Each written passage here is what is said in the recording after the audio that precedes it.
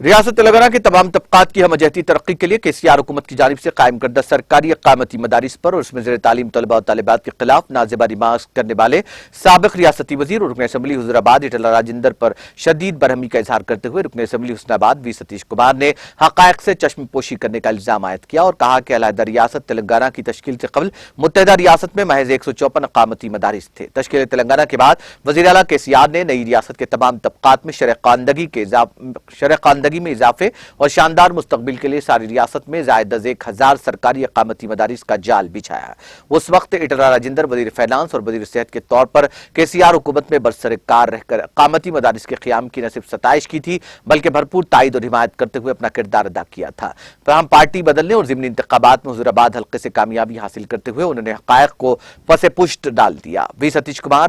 رکن اسمبلی حسن آباد نے ای راجندر کو شدید ہدف تنقید بناتے ہوئے استفسار کیا کہ کیا بھارتیہ جنتا پارٹی کی اقتدار والی ریاستوں میں 1000 اقامتی مدارس، کسانوں کو ریتو بندو، ریتو بیمہ دیا جا رہا ہے؟ کیا وہاں 24 گھنٹے مفت برقی زرعی مقاصد کے لیے دی جا رہی ہے؟ انہوں نے راجندر کو دروغگوئی اور KCR پر بیجا تنقید کرنے سے باز رہنے کا مشورہ دیا۔ اس موقع پر